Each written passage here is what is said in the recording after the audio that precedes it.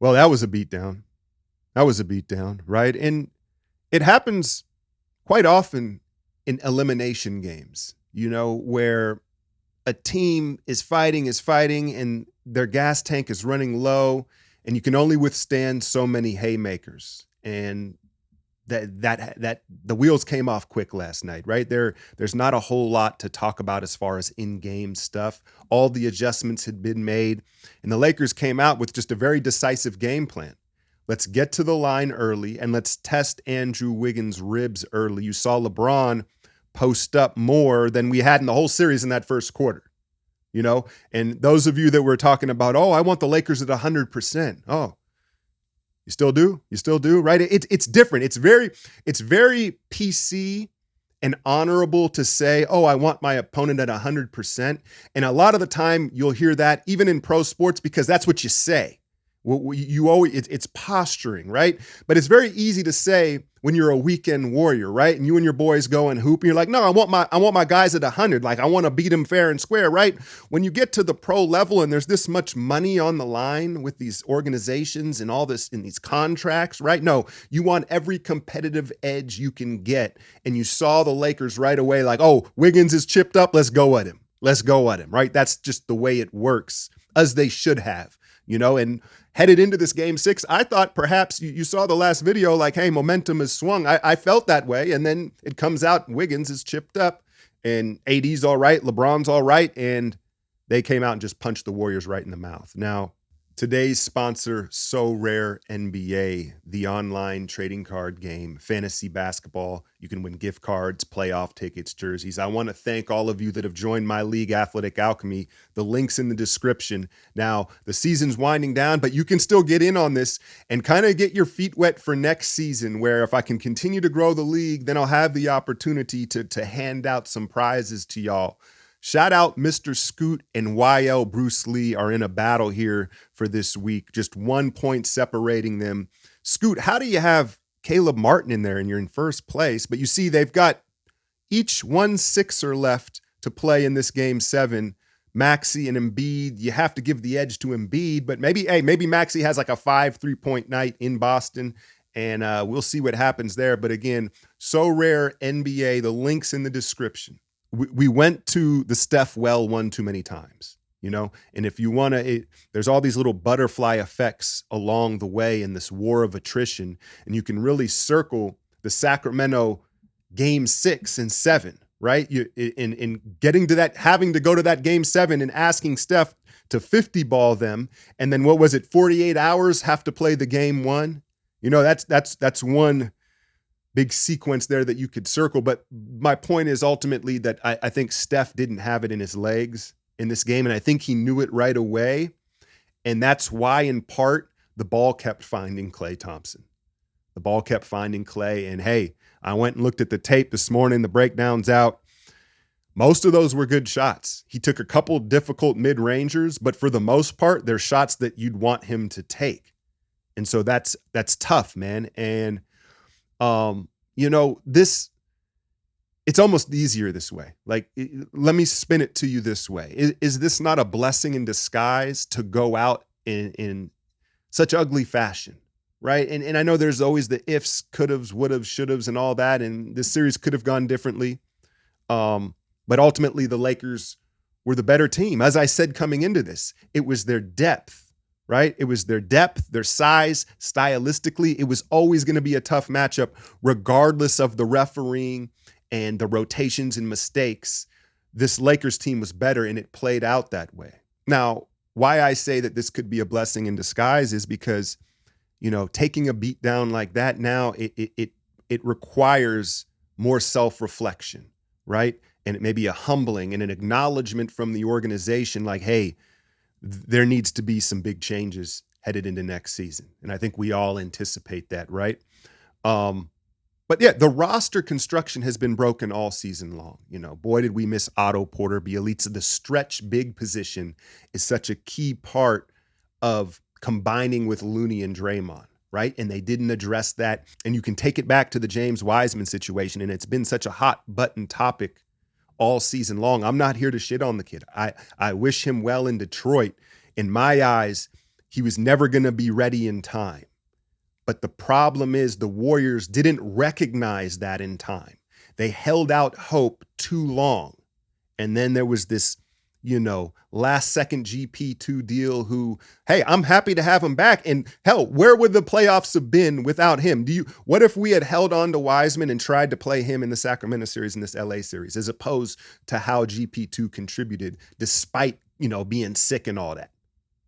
But there could be a whole lot of ifs, ands, could and buts. But the bottom line is the reason why the roster was so flawed, I think, is because they thought Wiseman could be that big off the bench, perhaps stretch the floor and be that guy. And they didn't add anybody else because that was his spot on reserve up until it wasn't. And they didn't recognize that he couldn't get it done in time. It really should have been last summer when they figured that out, in my opinion. Now we can talk about Bob Myers, right? And, is he the first chip to fall? I've heard contrasting reports. I've heard national media seems to believe he's gone, right? I've heard a lot of people say that, where the local media, right, the guys that are a little more connected in, the athletic boys, they seem to think that's not the case, right? And you listening to these guys talk last night, couple of Draymond quotes for you, right? I want to be a Warrior for the rest of my life. I want to ride out with the same dudes I rode in with. And that's interesting because, being a part of Clutch and all that, right? He's kind of yielding a little bit of leverage in the negotiation talks. And who knows, maybe they have already maybe an idea of what they want worked out, right? But usually you don't say that. I expected some posturing from Draymond specifically because of his handler's Clutch. I thought there would be I got to reevaluate and see what my options are kind of quote from him. But he doubled down on being a Warrior. And, the negotiations are going to be what they are. But that's I didn't expect that quote, right? And then the other one was, this was not a championship group, but we have champions. To me, that's signaling like, hey, some of y'all about to be up out of here. And it ain't me, right? And it ain't me. And I think Jordan Poole is the obvious target, right? Fans very frustrated with him, and I understand the situation. We can take it back to the punch. And all this, the bottom line is he didn't produce in the playoffs, and he just, I'm watching him last night. You know what he reminds me of is someone who gets like a little fast sports car, and then they don't know how to drive a stick in there, right? And he can't quite utilize all that power and quickness. And so it was rough. It was rough. And I will have I think my first trade talk video here early next week. So look out for that. I don't want to get into that yet, but there's plenty to talk about. I've got plenty of ideas and thoughts on that. But Poole's the obvious target. The more sticky situation is Klay Thompson, right? And how poorly he performed in these playoffs. And again, back to the blessing in disguise. Is this the point where Klay kind of has changes his mindset to who he is going to be moving forward in the NBA? Because my guy, Jimmy B, he asked, does this affect Klay's legacy? Like how badly he performed? Not yet to me, no. But I think how he responds to this moving forward could possibly affect his legacy. And to me, what it is, listen, he can have a 40-point night, even a 50-point night, because we know how prolific he is shooting. And when he gets hot, it's still crazy. But I think what he needs to come to the realization is he can no longer be the number 2 option on a team. And again, he can say, what did he have the hottest, I forget what month it was. Was it January? He had the hottest shooting month of his career this year. And I know that that's what he's going to point to. But it's a marathon, not a sprint. In a vacuum, in a few weeks, he can be super hot. But he wore down, I think, more than any other key player for the Warriors during this run. And once we were playing, every other day, the stats on his shooting. And what that tells me big picture is like, Klay, listen, you've got to reduce your role in order to still be efficient, right? You can't do this all the way through a long playoff run. You're seeing yourself wear down. And so you have to take lesser of a role so you can be more efficient and play better when it actually matters. And so perhaps him go, what did he go? 3 of 19, having such an embarrassing performance on this stage is a positive for him long term, because we know how hard-headed he is and how competitive he is, and that's in part what makes him great, right? But that's what you see with these guys. Some of these guys that have that crazy irrational confidence mindset, maybe that's not the right term for him, but he's such a stubborn player, and that's why he's had such a crazy career. It's helped him, but at this point it might be hurting him. And can he have, again, that realization, like, all right, if I'm the third guy, if I become like an all-star role player, then I can continue on my legacy and still be a really good player. But now the money, right? The money is really what the issue is going to be, because you heard him talking about he wants a max contract, or he expects that. Hard to come to the table after this performance and ask for that at this point, right?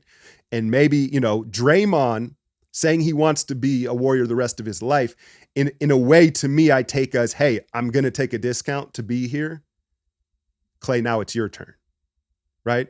And I know someone's going to say, who are you to say about them? Like, they deserve whatever they want, right? It's just what you want moving forward. You can go elsewhere and probably get more money and try to be that option, and it most likely will end ugly. But if you want to keep this thing going and keep it together and allow the Warriors to kind of dead this 2 timeline thing and put some pieces that they can use around this core 3, y'all have to take discounts. That's the way I see it. As far as Steve Kerr goes, another huge hot button topic. Not his greatest year coaching, right? Not his greatest year coaching. At the same time, what's the famous Don Nelson line for you OG fans, right?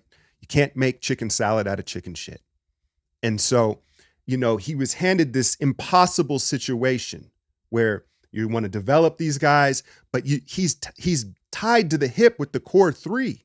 Just like last night, you knew he was just going to leave Klay out there. At this point, how could he look Klay in the eyes and say, I'm going with Moody? You can't do it. You can't do it in their situation, what they've been through.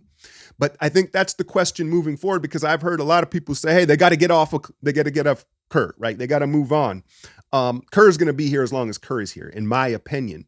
But the question I have for Steve Kerr is, moving forward, can you coach the core honestly, with integrity, right? Because just as what I'm saying is, right, he's bound to these guys.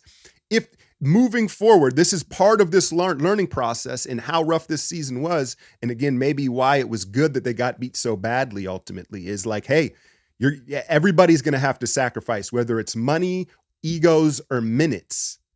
But there has to, in order for the chemistry to be built back up after this season, the trust and honesty has to be there, and guys have to be willing to sacrifice their roles for the greater good of the team at this stage. They're no longer all in their prime, right? And so that's my question for Kerr. I don't think he's going anywhere, but I think that he has to hold the core more accountable moving forward, whether that's young players on the bench or veterans. That's the only way at this point. Kuminga, Moody, I'm still very high on. But again, this is just, my end of the season conclusion here. And again, I'll have much more content coming. I guess this is the part where I want to tell y'all what my plans are for the offseason. We got the 19th pick in the draft. Now, those patrons know I do a lot of content in the offseason on my Patreon. Scouting reports of guys that are all like kind of in the range of where the Warriors are going to pick. And I'll probably do like some Wemby stuff and some of the top guys as well. Very proud of that work. And I think that that's one of my strengths. So you get scouting reports, full draft coverage, full summer league coverage, all the Warrior games broken down, right? Some live stream stuff and some like bigger pieces. And so I know it's kind of counterintuitive, but patron, if you're looking for off-season content, that's where the bulk of my stuff will be. However, I'll still be on YouTube. I appreciate the support and the views. And I'm not going to leave y'all hanging. And believe it or not, a lot of the off-season stuff that I will put on here I think is even better than the in-season stuff where it's such a quick turnaround. I'm constrained by time. I have more time to plan out my subject matter and give you some more deeper pieces here on YouTube. And so if you can't support me on Patreon, you can still support me here by clicking on these off-season videos and supporting me here on YouTube. Yeah, man, it's been a grind of a season. I can't front. It's probably been the longest season I've covered, even though literally it hasn't. It's felt that way. And so I'm not too bummed out about it because ultimately I don't think they had enough. You know, you can complain about the refs, you can do this, that, and all this, but you know, and I think they said as much in their, you know, their comments after the game. It was kind of a snake bitten season from the beginning. And I'm honestly kind of impressed that they made it this far. When you look at everything that's went down, to make it this far is speaks to the fight of this team in the core. No, it's not done, but they have to reevaluate their roles moving forward, right? Shout out to Wiggins for playing through that rib injury. You know, I think that he is obviously still a part. And when we talk about the core, I think he's become a part of that, right? Yeah. I guess those are my thoughts for y'all right now. Again, I appreciate the support this season and rocking with me. And I'll be back with, I think, you know, again, some trade talk, some roster move stuff, some evaluating, scouting reports, and you know the NBA offseason. Y'all know it doesn't stop. And I'll still give you some takes about how the rest, I guess, of these playoffs play out. You know what I'm saying? I'll still give you those takes. I'm not sure how I feel about what. I don't want LeBron getting his fifth over Steph, but yeah, I don't know. I can't call it. I guess I'm just going to stay tuned and take a breath here. Hit that like, share, and subscribe. I'm out, y'all.